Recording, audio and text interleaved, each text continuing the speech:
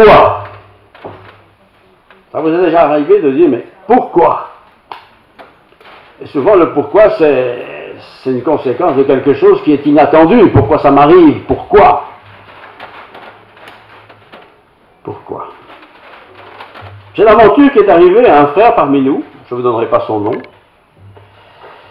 mais il est de notre église, et il était parti en voyage avec toute une série de collègues dans un beau pays qui est la Jordanie. Il fait chaud, il y a beaucoup de choses à voir, à visiter, tout allait bien, tout ça pendant quelques jours.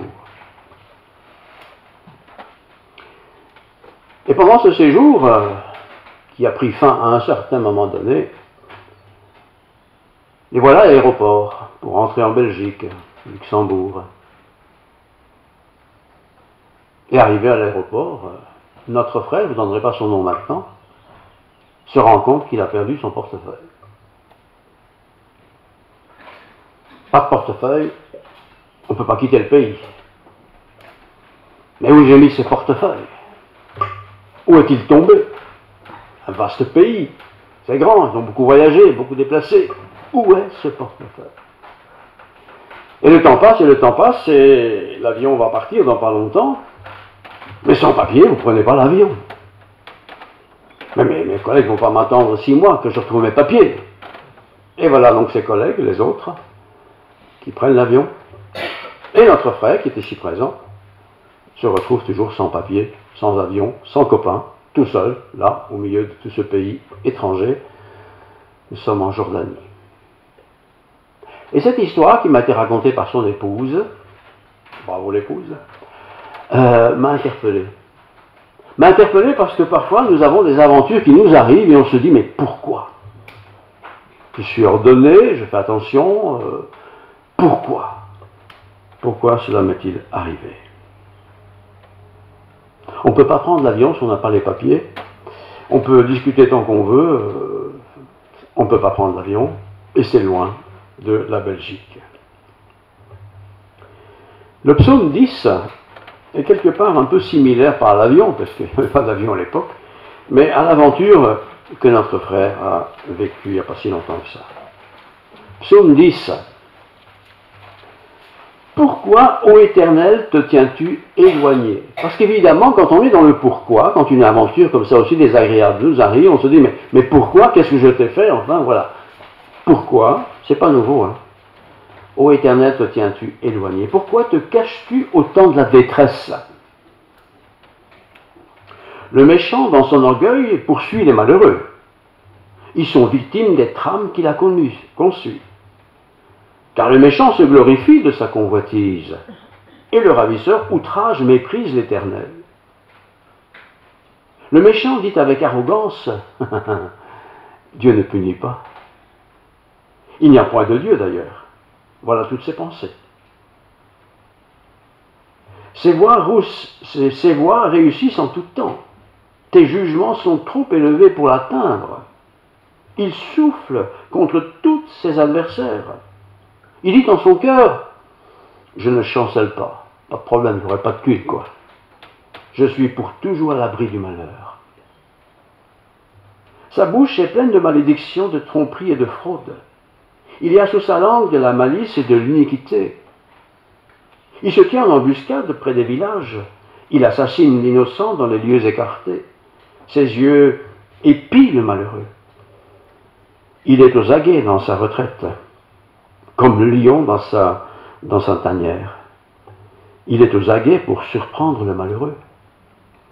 Il le surprend et l'attire dans son filet. Il se courbe, il se baisse, et les misérables tombent dans ses griffes. Il dit en son cœur, Dieu oublie, il cache sa face, il ne regarde jamais. Lève-toi, Éternel, ô Dieu, lève ta main, n'oublie pas les malheureux. Pourquoi le méchant méprise-t-il Dieu? Pourquoi le méchant méprise-t-il Dieu? Pourquoi dit-il en son cœur, tu ne punis pas, tu ne punis pas. Tu regardes cependant, car tu vois la peine et la souffrance, pour prendre en main leur cause. C'est à toi que s'abandonne le malheureux, car c'est toi qui viens en aide à l'orphelin. Brise les bras du méchant, punisse ses iniquités et qu'il disparaisse à ses yeux.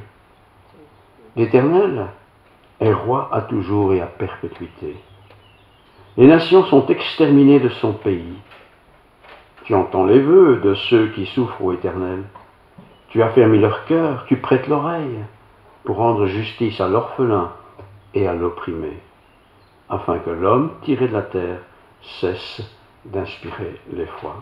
Pour rendre justice à l'orphelin et l'opprimé, afin que l'homme tiré de la terre cesse d'inspirer l'effroi. Imaginez donc un groupe d'une quinzaine de personnes qui sont dans un voyage organisé par l'entreprise dans laquelle ils travaillent, un voyage de détente, de découverte. Nous sommes en Jordanie, pays que vous connaissez, pays où il y a des juifs, mais essentiellement des musulmans. Si on n'a pas les papiers dans ces pays-là, on ne peut pas prendre l'avion. C'est loin. Les communications ne sont pas faciles. Rencontrer quelqu'un qui parle la langue que nous parlons, c'est pas facile non plus. Comment communiquer? Comment trouver la solution? Comment avoir un peu d'espoir? Ce psaume 10, quelque part, nous donne une situation qui n'est pas la même, mais qui est analogue. On se retrouve parfois dans la détresse. Dans la détresse, ça peut être à cause de la maladie, ça peut être à cause d'un accident, ça peut être à cause d'une perte de portefeuille, tout simplement.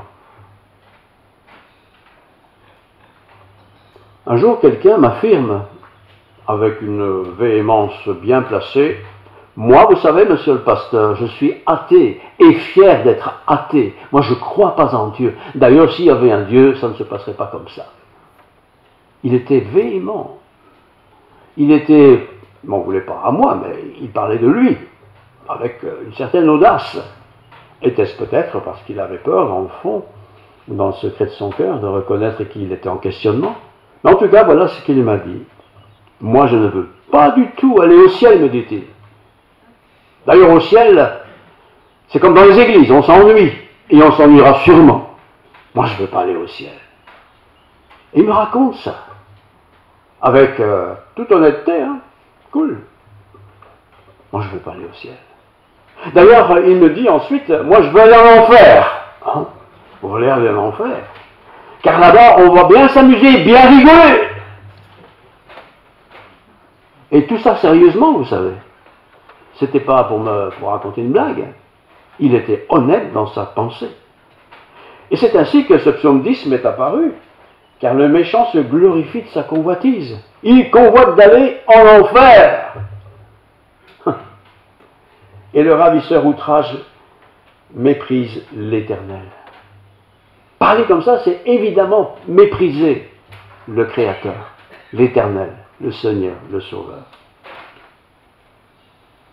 Comment peut-on parler du ciel et de l'enfer avec une telle désinvolture? Ce n'était pas un inconnu, c'était bien un Européen qui a peut-être jamais été à l'église, mais quand même il sait ce que c'est une église.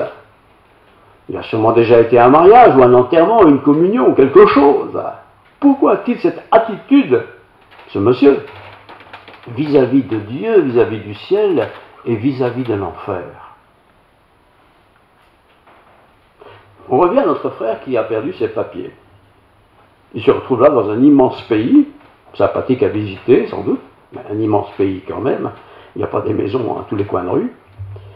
Pas de papiers, je répète, pas possibilité de quitter le pays. Et puis de toute façon, ces papiers, il faudra qu'il les retrouve. Mais comment les retrouver? Où ai-je perdu mes papiers, mon portefeuille? Ils se sont beaucoup déplacés. Il y a beaucoup de désert, beaucoup de sable, peu de route, enfin peu de choses. Où est mon portefeuille? Parce que si je ne retrouve pas ce portefeuille, c'est-à-dire mes papiers, j'aurai des soucis extrêmement pénibles à vivre. En plus, tout le monde ne parle pas la langue du pays. On baragouine un peu en anglais, en français, mais tous les marchands, les commerçants, enfin ceux qui s'occupent des papiers ne parlent pas forcément toutes ces langues.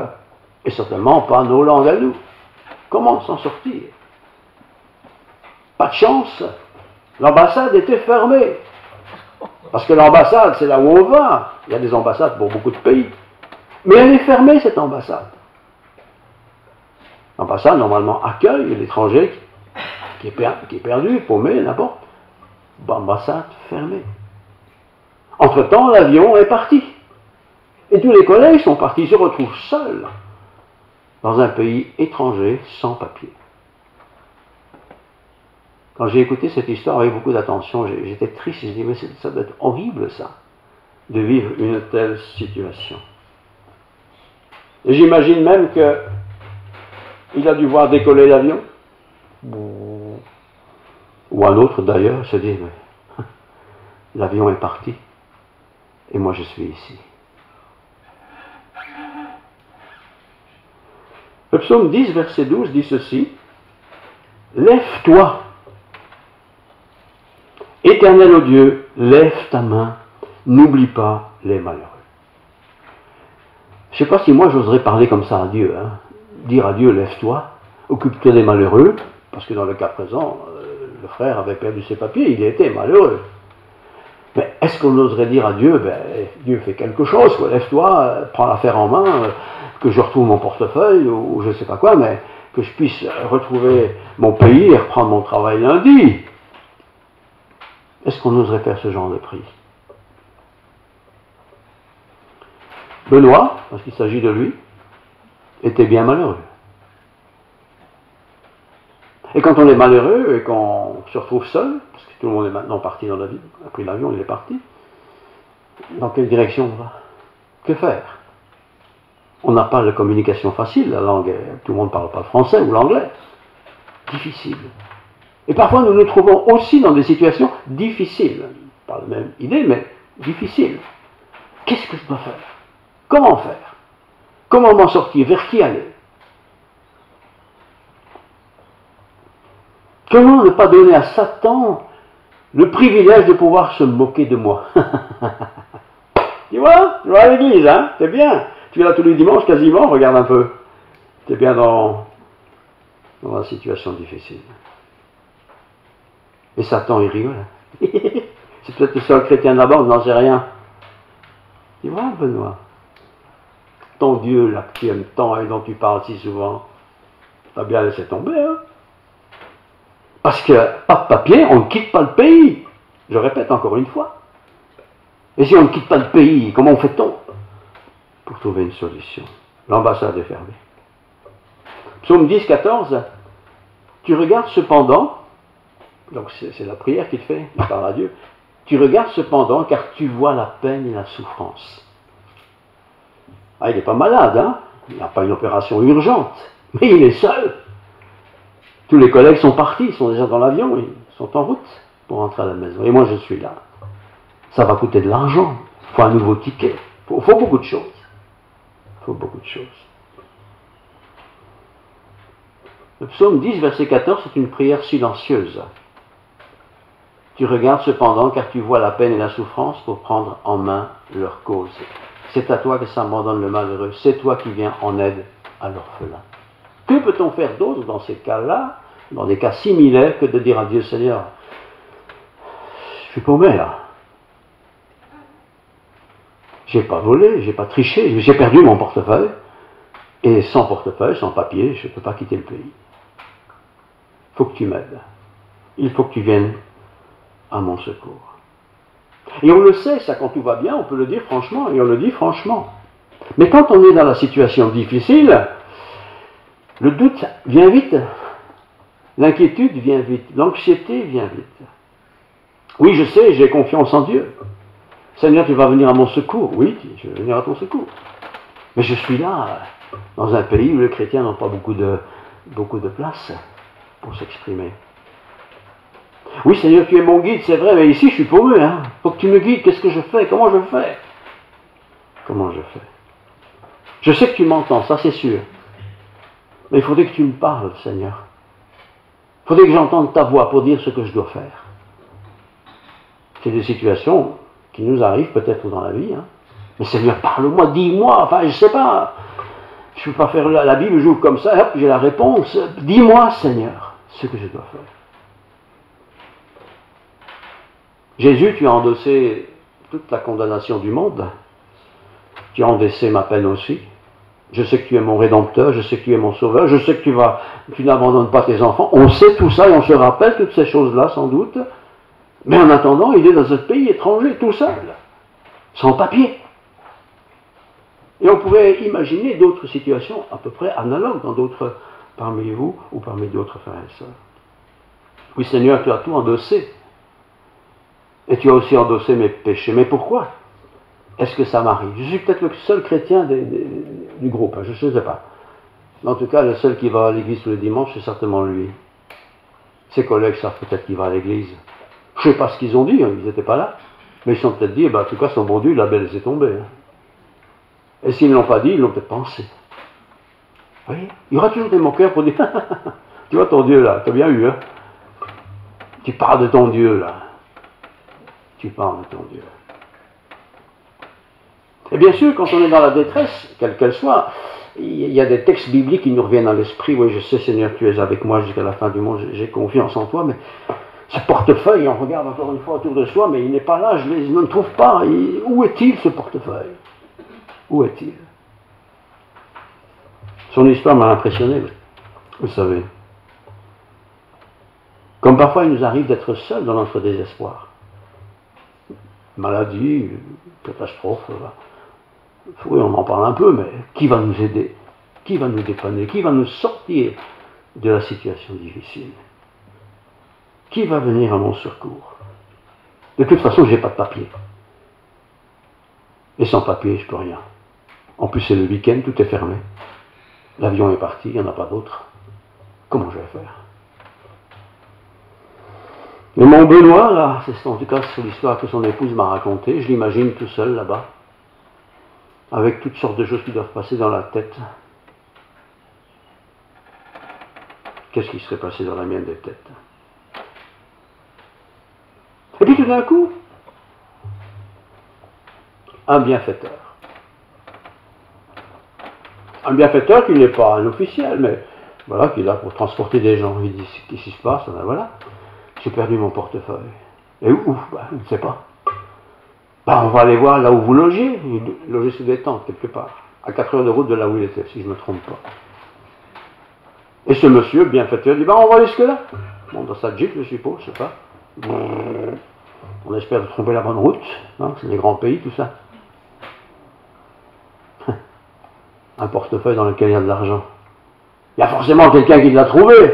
Et s'il l'a trouvé, il ne va pas aller à l'ambassade et trouver un portefeuille. Hein. Ou il va aller le porter, mais il va enlever l'argent qui est dedans, s'il y en a dedans, ou la carte de crédit et ces choses-là, quoi. Seigneur. On ne dit rien parce qu'on dit Seigneur, quoi. Et puis si l'information est juste, ils sont arrivés près du lieu où ils ont campé à la Belle Étoile sur des tentes. Et qu'est-ce qu'ils ont trouvé près d'une de ces tentes? Un portefeuille. C'est juste, non, Benoît? Un portefeuille qui n'était pas vide. Tout était resté dedans. Mais vous vous imaginez ça? Tout est resté dans ce portefeuille. Ça fait déjà quelques heures qu'il a quitté cet endroit. Dieu a veillé sur ce portefeuille, j'en suis sûr. Parce qu'il aurait pu être trouvé par beaucoup de gens, puisqu'il y a des tentes où les touristes viennent loger. Hein, c'est prévu comme ça.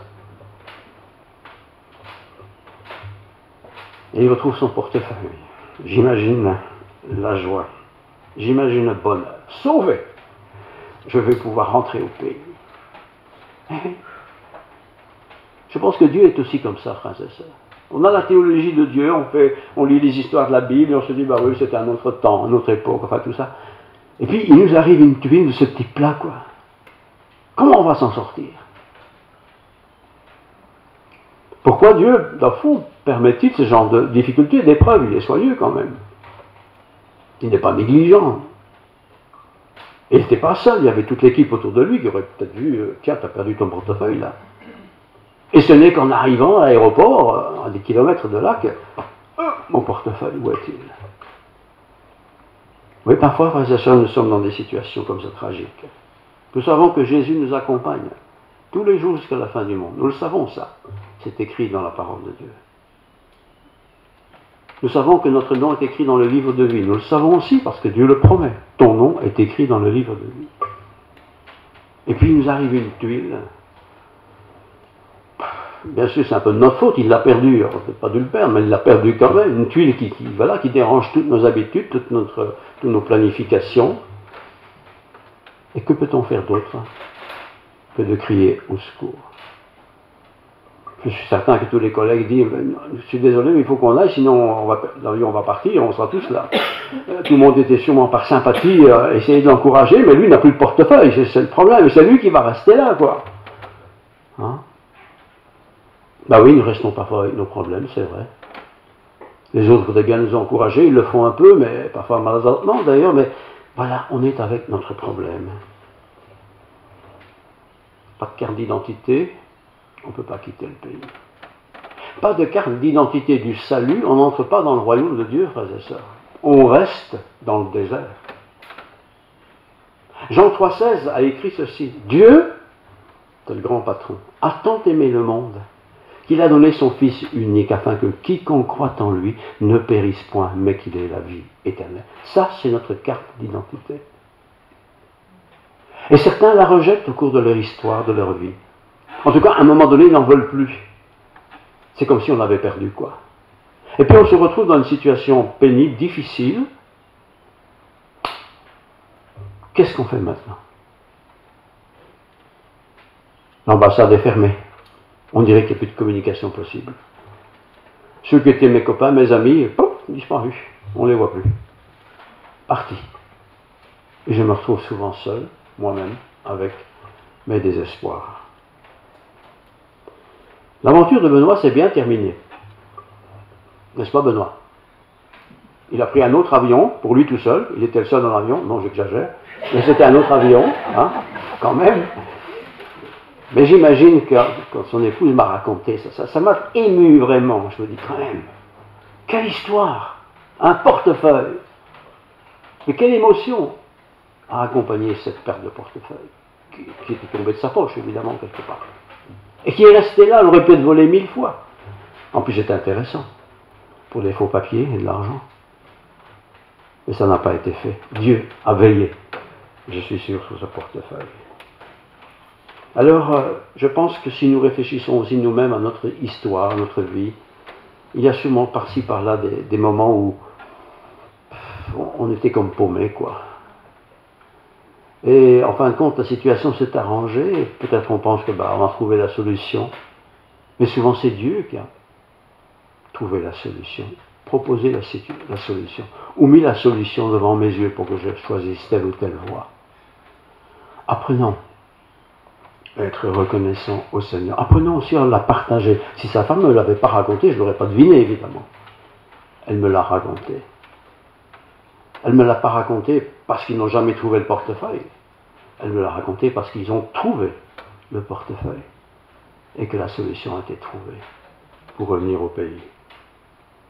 Dieu a toujours une solution. Toujours. Quel que soit le problème. Et des problèmes, il y en a plus qu'il n'en faut, hein, vous le savez comme moi. Parfois c'est de notre faute. Bon. Parfois c'est pas de notre faute.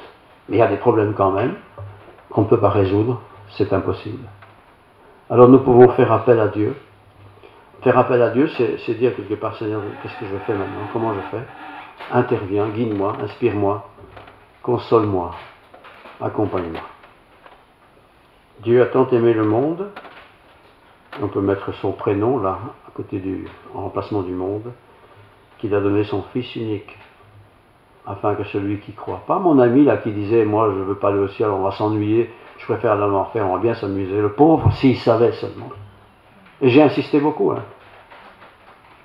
Mais il n'a pas encore décidé de choisir le bon côté de l'affaire.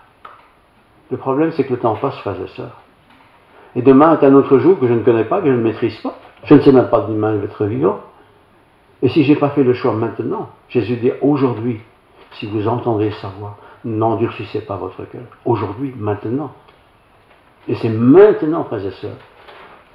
Vous avez sûrement tous accepté Christ dans votre vie, mais c'est maintenant aussi le temps de régler les problèmes. Vous avez un problème. Vous êtes fâché avec quelqu'un. Peut-être que vous avez toutes les raisons d'être fâché. Mais ne restez pas fâchés, réglez le problème.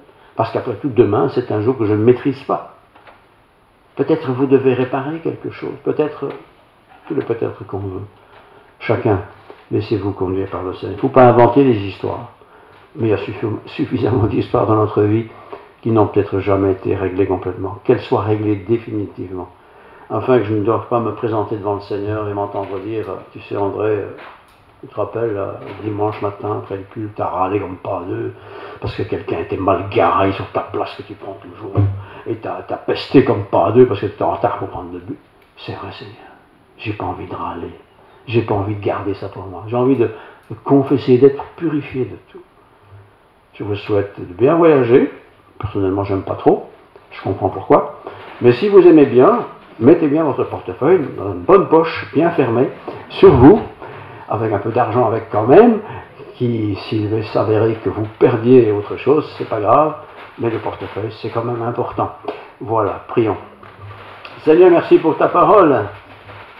Cette histoire authentique est une histoire qui m'interpelle, qui nous interpelle. Tout peut nous arriver un jour ou l'autre. Et lorsqu'on est dans le désarroi, seul, confronté à des langues étrangères, des coutumes étrangères, des traditions étrangères, on se trouve bien malheureux, loin de tout. En plus, un week-end, tout est fermé. Seigneur, tu as pitié de nous.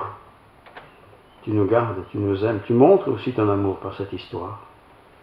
Donne-nous de ne pas l'oublier. Donne-nous, Seigneur, de nous souvenir en tout temps que tu as maintes fois manifesté ta bonté envers nous. Oui, Seigneur, tu l'as fait maintes fois. Et tu le feras encore parce que tu es un Dieu aimant. Seigneur, si nous avons péché, veuille nous pardonner. Si nous avons boudé, râlé, veuille nous pardonner aussi. Et donne-nous de prendre, si c'est nécessaire, un nouveau départ, une nouvelle direction, une nouvelle orientation. Tu as créé toutes choses belles pour que nous en jouissions, mais nous voulons aussi jouir de ces choses en étant justes et corrects et attentifs, responsables également. Merci Seigneur pour ta parole, merci pour ce temps de culte, merci pour ta présence au milieu de nous. Garde-nous chacun, que toute gloire te revienne. Amen.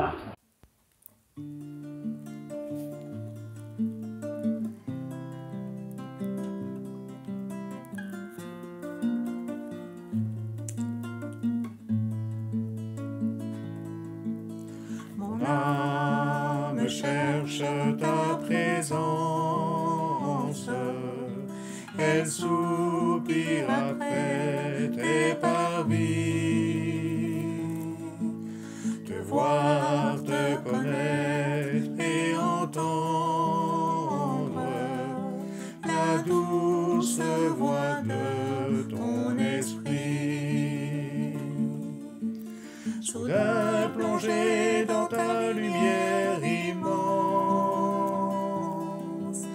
inondé par la chaleur de ta vie, clarté incomparable, regard inoubliable, je suis renouvelé, guéri. La paix a envahi mon âme, prosterné je reçois ta vie. Soudain plongé dans ta lumière immense,